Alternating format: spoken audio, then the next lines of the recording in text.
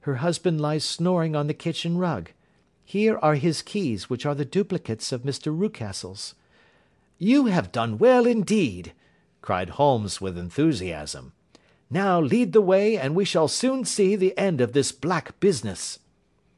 We passed up the stair, unlocked the door, followed on down a passage, and found ourselves in front of the barricade which Miss Hunter had described.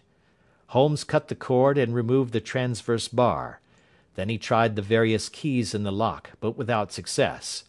No sound came from within, and at the silence Holmes's face clouded over. "I trust that we are not too late," said he. "I think, Miss Hunter, that we had better go in without you. Now, Watson, put your shoulder to it, and we shall see whether we cannot make our way in." It was an old rickety door, and gave at once before our united strength. Together we rushed into the room. It was empty. There was no furniture save a little pallet bed, a small table, and a basketful of linen. The skylight above was open, and the prisoner gone. "There has been some villainy here," said Holmes.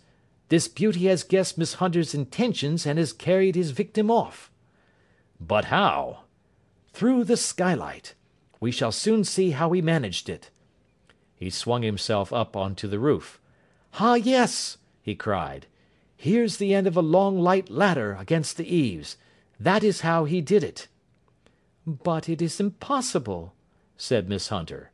"The ladder was not there when the Rucastles went away." "He has come back and done it. I tell you that he is a clever and dangerous man. I should not be very much surprised if this were he whose step I hear now upon the stair. I think, Watson, that it would be as well for you to have your pistol ready." The words were hardly out of his mouth before a man appeared at the door of the room, a very fat and burly man, with a heavy stick in his hand. Miss Hunter screamed and shrunk against the wall at the sight of him, but Sherlock Holmes sprang forward and confronted him. "You villain!" said he. "Where's your daughter?" The fat man cast his eyes round and then up at the open skylight. "It is for me to ask you that!" he shrieked. "You thieves! Spies and thieves! I have caught you, have I? You are in my power! I'll serve you!" He turned and clattered down the stairs as hard as he could go. "He's gone for the dog," cried Miss Hunter. "I have my revolver," said I. "Better close the front door," cried Holmes, and we all rushed down the stairs together. We had hardly reached the hall when we heard the baying of a hound, and then a scream of agony, with a horrible worrying sound which it was dreadful to listen to. An elderly man with a red face and shaking limbs came staggering out at a side door. "My God!" he cried. "Someone has loosed the dog. It's not been fed for 2 days. Quick, quick, or it'll be too late." Holmes and I rushed out and round the angle of the house, with Toller hurrying behind us. There was the huge famished brute, its black muzzle buried in Rucastle's throat, while he writhed and screamed upon the ground. Running up, I blew its brains out, and it fell over with its keen white teeth still meeting in the great creases of his neck. With much labour, we separated them and carried him, living but horribly mangled, into the house. We laid him upon the drawing-room sofa, and having dispatched the sobered Toller to bear the news to his wife, I did what I could to relieve his pain. We were all assembled round him when the door opened, and a tall, gaunt woman entered the room. "Mrs. Toller!" cried Miss Hunter. "Yes, miss. Mr. Rucastle let me out when he came back before he went up to you. Ah, miss, it is a pity you didn't let me know what you were planning, for I would have told you that your pains were wasted." "Ha!" said Holmes, looking keenly at her. "It is clear that Mrs. Toller knows more about this matter than anyone else." "Yes, sir, I do, and I am ready enough to tell what I know." "Then pray sit down, and let us hear it, for there are several points on which I must confess that I am still in the dark." "I will soon make it clear to you," said she, "and I'd have done so before now if I could have got out of the cellar. If there's police court business over this, you'll remember that I was the one that stood your friend, and that I was Miss Alice's friend too.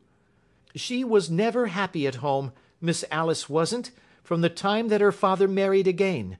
She was slighted like and had no say in anything, but it never really became bad for her until after she met Mr. Fowler at a friend's house. As well as I could learn, Miss Alice had rights of her own by will, but she was so quiet and patient she was, that she never said a word about them but just left everything in Mr. Rucastle's hands. He knew he was safe with her, but when there was a chance of a husband coming forward who would ask for all that the law would give him, then her father thought it time to put a stop on it. He wanted her to sign a paper, so that whether she married or not, he could use her money. When she wouldn't do it, he kept on worrying her until she got brain fever, and for 6 weeks was at death's door. Then she got better at last, all worn to a shadow, and with her beautiful hair cut off. But that didn't make no change in her young man, and he stuck to her as true as men could be. Ah, said Holmes, I think that what you have been good enough to tell us makes the matter fairly clear, and that I can deduce all that remains. Mr. Rucastle, then, I presume, took to the system of imprisonment? Yes, sir. And brought Miss Hunter down from London in order to get rid of the disagreeable persistence of Mr. Fowler. That was it, sir. But Mr. Fowler, being a persevering man, as a good seaman should be, blockaded the house, and having met you, succeeded by certain arguments, metallic or otherwise, in convincing you that your interests were the same as his. Mr. Fowler was a very kind-spoken, free-handed gentleman, said Mrs. Toller serenely. And in this way he managed that your good man should have no want of drink, and that a ladder should be ready at the moment when your master had gone out. You have it, sir, just as it happened. I am sure we owe you an apology, Mrs. Toller, said Holmes, for you have certainly cleared up everything which puzzled us. And here comes the country surgeon and Mrs. Rucastle. So I think, Watson, that we had best escort Miss Hunter back to Winchester, as it seems to me that our locus standi now is rather a questionable one. And thus was solved the mystery of the sinister house with the copper beeches in front of the door. Mr. Rucastle survived, but was always a broken man, kept alive solely through the care of his devoted wife. They still live with their old servants, who probably know so much of Rucastle's past life that he finds it difficult to part from them. Mr. Fowler and Miss Rucastle were married, by special license, in Southampton the day after their flight, and he is now the holder of a government appointment in the island of Mauritius. As to Miss Violet Hunter, my friend Holmes, rather to my disappointment, manifested no further interest in her when once she had ceased to be the centre of one of his problems, and she is now the head of a private school at Walsall, where I believe that she has met with considerable success. That is the end of our adventure number 12, and we thank you for listening to our book.